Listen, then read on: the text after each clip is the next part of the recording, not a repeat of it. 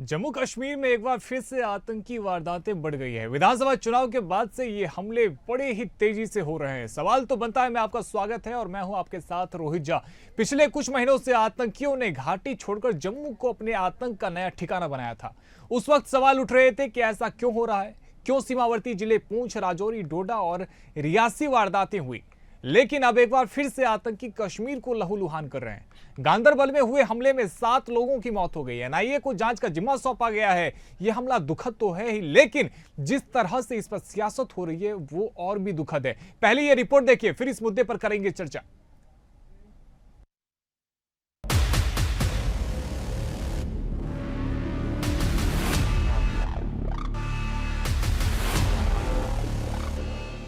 रविवार को जम्मू कश्मीर के गांदरबल जिले में एक निर्माणाधीन सुरंग के पास चरमपंथी हमला हुआ। इस हमले में एक डॉक्टर और 6 मजदूरों समेत कुल 7 लोगों की मौत हो चुकी है। अधिकारियों ने बताया कि अज्ञात चरमपंथियों ने हमला तब किया जब गांदरबल में सोनमर्ग इलाके में गुंड में सुरंग परियोजना पर काम कर रहे मजदूर और अन्य कर्मचारी देर शाम अपने शिविर में लौट रहे थे। 2 मजदूरों की मौके पर ही मौत हो गई, जबकि डॉक्टर और अन्य 4 मजदूरों की अस्पताल में इलाज के दौरान मौत हो गई। फिलहाल हमले में घायल हुए 5 लोगों का अस्पताल में इलाज जारी है। सुरक्षा बलों को पूरी आजादी दी गई और मैं उम्मीद करता हूं कि जल्द ही जिन लोगों ने इस दुर्भाग्यपूर्ण घटना को अंजाम दिया है, केवल उसकी निंदा नहीं बल्कि उनको उनके मुकाम तक पहुंचाया जाए, ये जरूर जम्मू कश्मीर पुलिस करेगी। हालात तो सुधारने पड़ेंगे और सुधरेंगे और टाइम लगेगा थोड़ा, लेकिन जहां तक ताल्लुक है कि जिन लोगों ने ये किया है उनके लिए एलजी साहब ने भी कहा है, ऑनरेबल सीएम साहब ने भी कह दिया है। तो लिहाजा मैं तो आज के डेट में यही कहूंगा कि हमें बड़ा दुख है और बड़ा अफसोस है इस हादसे के लिए। 8 अक्टूबर को जम्मू कश्मीर चुनाव को नतीजे आए और सरकार गठन के बाद ये पहला हमला है। इससे पहले 18 अक्टूबर को जम्मू कश्मीर के शोपियां जिले में अशोक चौहान का शव मिला था। उनके शरीर पर गोलियों के निशान थे। अशोक चौहान मूल रूप से बिहार के रहने वाले थे और जम्मू कश्मीर में मजदूरी करते थे। कायर पाकिस्तानी आतंकवादियों ने एक बार फिर कश्मीर घाटी को लहूलुहान किया है। रात के अंधेरे में छिपकर कायरों की भांति इन पाकिस्तान के दरिंदे आतंकवादियों ने उत्तरी कश्मीर के सोनमर्ग क्षेत्र में जो मजदूर वहां टनल के कार्य में लगे थे उन पर निर्मम गोलीबारी की। क्या वो समझते हैं इससे यहाँ पाकिस्तान बनेगा? आज कई सालों से हम ये देख रहे हैं कि वो आ रहे हैं वहाँ से और हम कोशिश कर रहे हैं कि ये मामला ख़त्म हो और हम लोग आगे बढ़ें, हम लोग मुश्किलों से निकल सकें। मैं पाकिस्तान के हुक्मरानों से ये कहना चाहता हूँ, अगर वो सचमुच हिंदुस्तान से दोस्ती चाहते हैं तो फिर ये बंद कीजिए। अब सबसे बड़ा सवाल हमारे सामने है कि कश्मीर में धारा 370 हटा दी गई है। नई सरकार का गठन हो चुका है। आर्मी के जवानों की तैनाती लगातार बढ़ती जा रही है, लेकिन इस तरह लगातार मासूमों की हत्या की जा रही है। आखिर ये किसकी जिम्मेदारी है? सरकार हमेशा से कहती रही है कि कश्मीर में आतंक खत्म हुआ है। ऐसे गंभीरता से सोचा जा रहा है, लेकिन परिणाम कश्मीर की धरती पर नहीं दिखाई दे रहे। आखिर वो कौन लोग हैं जो हिंदुस्तान में रहते हुए पाक समर्थित आतंकवाद की मदद करते हैं और देश को खोखला कर रहे हैं? उन्हें चिन्हित कर सबक सिखाने की जरूरत है, क्योंकि हर हिंदुस्तानी हर कश्मीर में रहने वाले लोगों के साथ है। अब कश्मीर में ये बड़ा हमला हुआ है तो सियासत न हो, ऐसा तो हो ही नहीं सकता। वोट पर नजर रखने वाली पार्टी अब एक दूसरे पर आरोप लगा रही है। अब ये उसका रिएक्शन है नहीं है, पर जिस तरीके से ये हमला हुआ है ये चिंता की बात जरूर है। केंद्र सरकार की भी नज़र इसके ऊपर है, पर जिस तरीके से नई सरकार के गठन के तुरंत बाद इस तरीके की घटनाएं वापस से शुरू हुई हैं, ये कहीं ना कहीं सवाल खड़े करती है। पिछले 35 साल से तो हम ये देखते आए हैं, लेकिन जम्मू कश्मीर में कुछ नहीं बदला। जो जम्मू कश्मीर के लिए मिलेगा वो पुरअमन एक माहौल में मिलेगा और जाहिर सी बात है इस हमले के पीछे वजह यह है कि वो दिखाना चाहते हैं कि जम्मू कश्मीर में हालात अभी पूरी तरह से साजगार नहीं हैं। तो देखा आपने, राजनीति जहां गंभीर मुद्दा हो वहां कैसे नहीं होगी। देश के गृह मंत्री अमित शाह ने कहा कि दोषियों को नहीं बख्शेंगे। ये ठीक है, मगर मासूमों की जान जा रही है। जो लोग गलत हैं, इसे किसी भी हाल में रोकना होगा। हालांकि सरकार ने कड़े कदम उठा लिए हैं और कश्मीर के इस तरह की घटना में कमी आई है, लेकिन जीरो टॉलरेंस की नीति होनी चाहिए। जिस दिन कश्मीर में संपूर्ण शांति होगी, तभी सही मायने में खुशहाली होगी,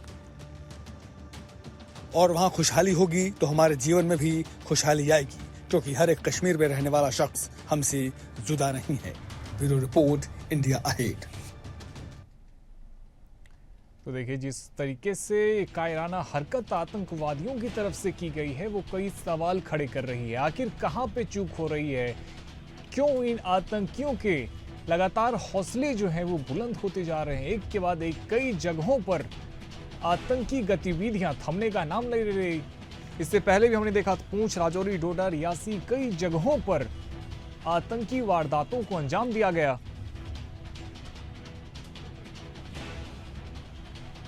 तो इसी मुद्दे पे करेंगे चर्चा। हमारे साथ बीजेपी से कैप्टन आईसी जुड़ रहे हैं, साथ ही हमारे साथ नेशनल कॉन्फ्रेंस के यूथ प्रेसिडेंट शाहिद बिलाल जुड़ रहे हैं। आप दोनों का बहुत स्वागत है।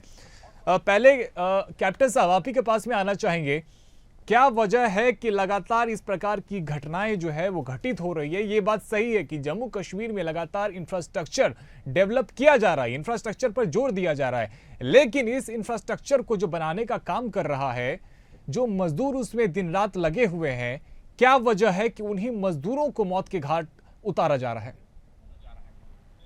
देखिए, जम्मू कश्मीर के जो हालात हैं, 2014 से पहले आपने देखा होगा कि वहाँ की क्या स्थिति थी। इतनी भयावह स्थिति थी कि लोग वहाँ जाने से डरते थे।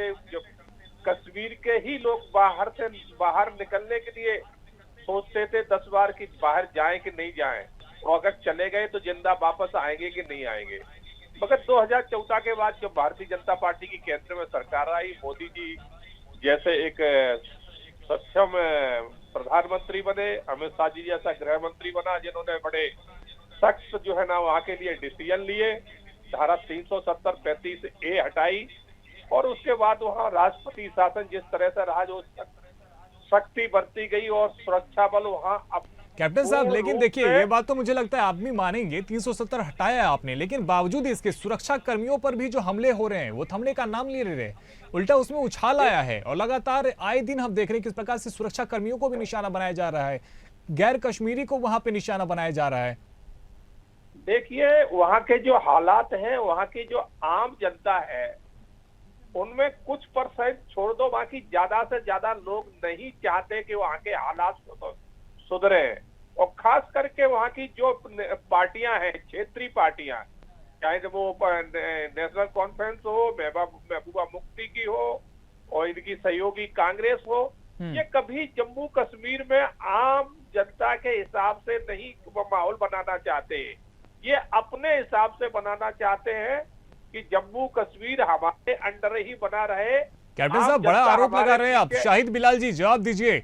और साथ ही देखिए, कौन इन मौतों का जिम्मेवार है?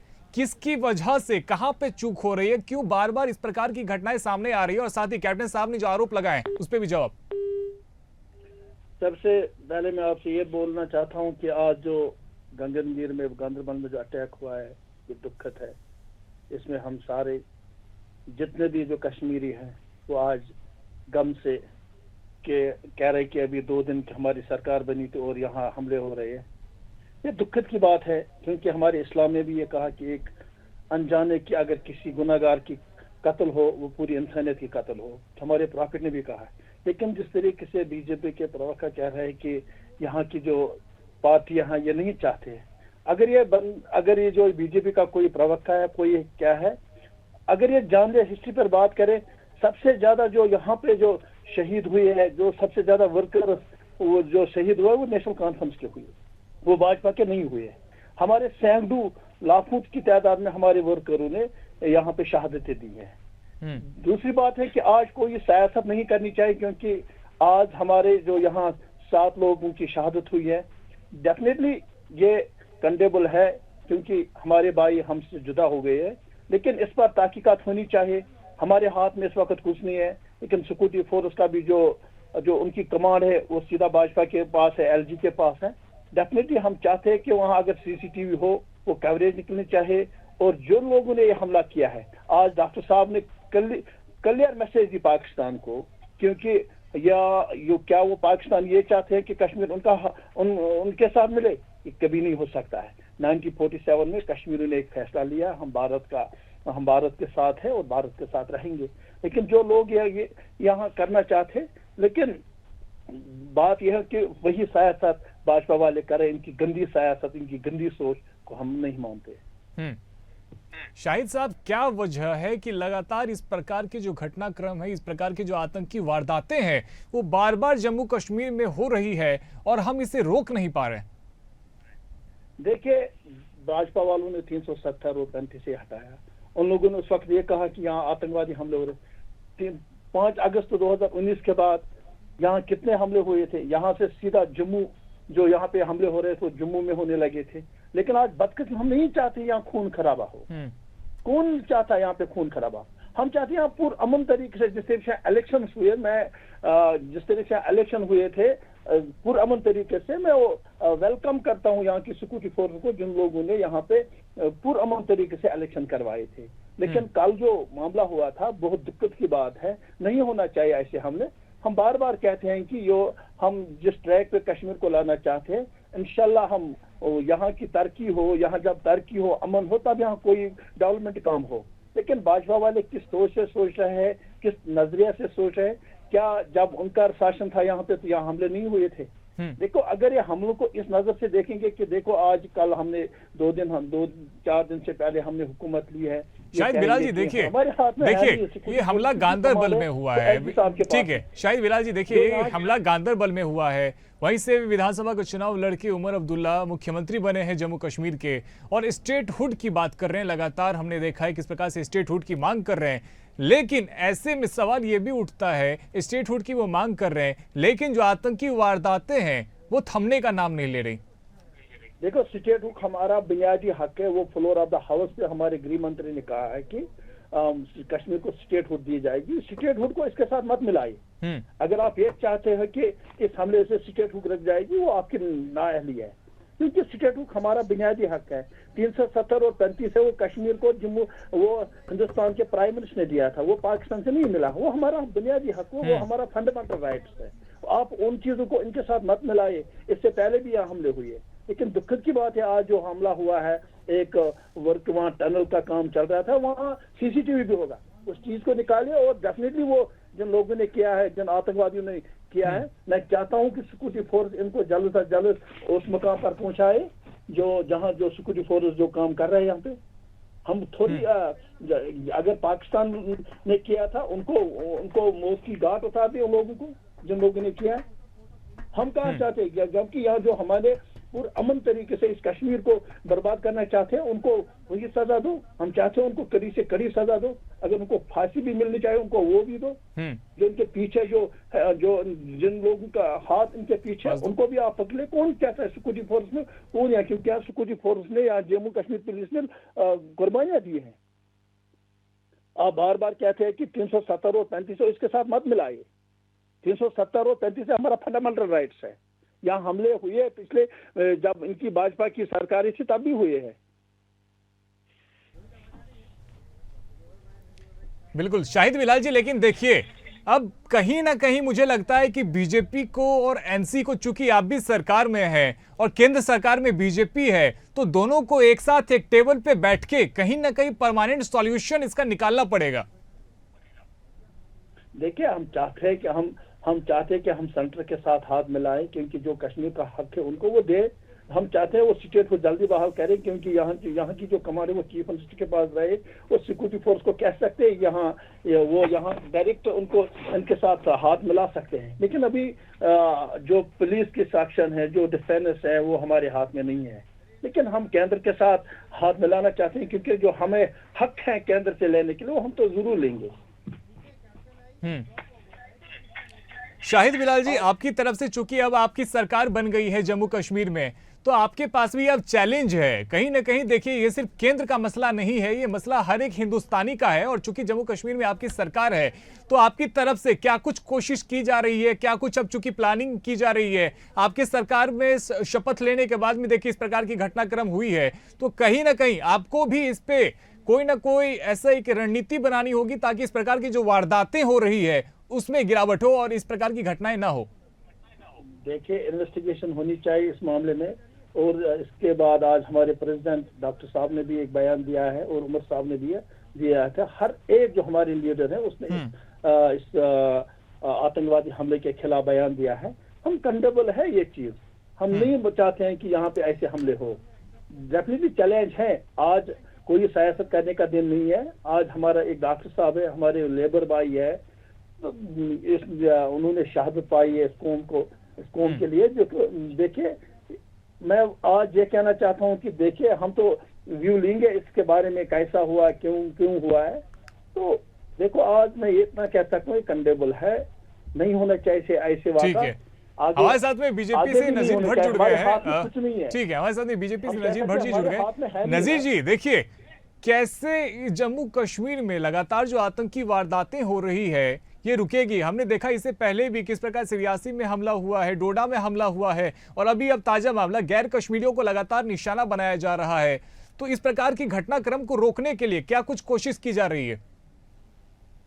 देखिए, सबसे पहले तो जो ये मामला हुआ है इसको हम कड़े अल्फाजों में मजम्मत करते हैं, क्योंकि यहाँ के जो लोग नॉन लोकल लेबर थे, यहाँ शाहिद जी सुन लेते हैं, नजीर जी को भी सुन लेते हैं। शाहिद जी, उन्होंने जो देश के लिए कुर्बानी दी है, हम उसको पहले तो उस टेररिस्ट अटैक को हम मजम्मत करते हैं। और उसके साथ साथ आपने देखा भी होगा कि हमारे जो लेफ्टिनेंट गवर्नर साहब ने भी एक ट्वीट करके ये भी बता दिया कि हमने सेना के जवानों को खुली छूट देके रखी हुई है और वो फील्ड में लगे हुए हैं। इस जो भी यहाँ के जो टेररिस्ट है जिन्होंने ये कारनामा अंजाम दिया है, उनको न्यूट्रलाइज करेंगे और उनको कड़ा जवाब यहाँ से दिया जाएगा इंडियन फोर्सेस की तरफ से। और आप इस चीज को अब जो अभी स्टेटहुड के साथ आप इसको रिलेट कर रहे थे, ऐसा मामला बिल्कुल भी नहीं है। लेकिन हाँ, ऐसी बात जरूर है कि जब भी यहाँ पर नेशनल कॉन्फ्रेंस की सरकार आई है और यहाँ पर मिलिटेंसी को थोड़ा हिंट बिल्कुल मिला है। आपने अगर देखा होगा पिछले इनकी सरकारें आप देख लीजिए पिछले 50 सालों से कि इनकी सरकारों में यहाँ पर मिलिटेंसी को एक बूस्ट मिला है। तो हम चाहते हैं कि ऐसे मामलों को कड़े अल्फाजों में मजम्मत की जाए और सबका साथ लेके जो भी नरेंद्र भाई मोदी का जो एक नारा है, सबका साथ सबका विकास सबका प्रयास लेके हम इस चीज को यहाँ से खत्म कर सकते हैं। लगी हुई है, एक एक करके बात करते हैं, देखिए ऐसे में किसी की आवाज नहीं आएगी। ठीक है नजीर जी, आपका हो गया। शाहिद बिलाल जी, देखिए जिस प्रकार के आरोप लगाए जा रहे हैं आपके ऊपर में, ज्यादा उभरे तो नेशनल कॉन्फ्रेंस के दौर में हुए थे। भाई हिस्ट्री तो पढ़ लीजिए आप। ठीक है नजीर भट्ट जी, जवाब दीजिए। देखिए, मैंने आपको पहले कहा, आप हिस्ट्री उठा के देख लीजिए। इनकी सरकार पिछले 50 सालों से रही है और आप देख लीजिए कितने नौजवानों की जानें चली गई है, कितने माओं के लगते जिगर इस धरती के लिए चले गए हैं। इन्होंने यहाँ पर लूट खसूट मचा के रखी हुई है। ये क्या नजीर भट्ट जी, देखिए समस्या क्या है। ठीक है शाहिद बिलाल जी और नजीर भट्ट जी, देखिए समस्या क्या है, सुनिए तो सर। जम्मू कश्मीर में एनसी की सरकार है, उनके प्रवक्ता हमारे साथ में जुड़े हुए हैं, हमारे साथ में केंद्र में सरकार है बीजेपी की, आप भी जुड़े हुए हैं साथ में। लेकिन यहाँ पे हम कोशिश ये कर रहे थे कि आप दोनों जब यहाँ पे आएंगे, गंभीर मसला है और यहाँ पे आप दोनों इस सूझबूझ से बात करेंगे इस मुद्दे पर, कम से कम आप दोनों की राय एक होनी चाहिए। आतंकी घटनाएं चाहे किसी की भी सरकार में हुई हो, हम उस पास्ट में न जाके इसको फ्यूचर में दोहराया न जाए, इस प्रकार की घटनाक्रम आगे न हो, इसको कैसे रोका जाए इस पे बातचीत करें तो मुझे लगता है ज्यादा अच्छा होगा। आरोप प्रत्यारोप में मुझे लगता है पूरा समय चला जाएगा, आप दोनों एक दूसरे पे आरोप प्रत्यारोप लगा देंगे, राजनीति हो जाएगी, लेकिन इसका हल नहीं मिल पाएगा। अच्छा होगा कि यदि आप दोनों एक मुद्दे पे एक राय रख के आतंकी वारदातें कैसे कम हो इस पे बातचीत करें, क्योंकि जिन्होंने अपनों को खोया है, आज अगर वो टीवी पे आप लोगों को सुन रहे होंगे तो शर्म से उनकी भी आंखें झुक जाएगी कि किन लोगों के लिए वो वोट करते हैं, किन लोगों को वो अपना नेता मानते हैं, जो टीवी पे आके हल्ला हॉल के अलावा और कुछ नहीं करते, समाधान नहीं ढूंढ पाते।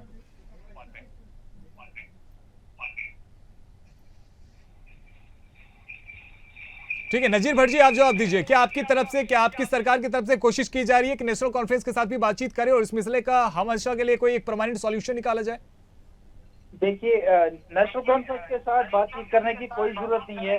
आपको पता है कि इनके मैनिफेस्टो में इन्होंने आरडी इलेक्शन में ये दिखाया है कि हम पाकिस्तान से बातचीत करना चाहते हैं। हमें पाकिस्तान से कोई बातचीत नहीं करनी है, बल्कि इस आतंकवाद को यहाँ से कम्प्लीटली एलिमिनेट करना है, खत्म करना है। नजीर भट्ट जी, ये कैसे संभव है जिसकी जम्मू कश्मीर में सरकार है, ठीक है, जो स्टेट गवर्नमेंट है, आप कह रहे हैं उसे हमें बातचीत ही नहीं करनी है। जब तक आपसी सामंजस्य नहीं होगा, दोनों में बातचीत नहीं होगी, कैसे इस मसले का समाधान होगा?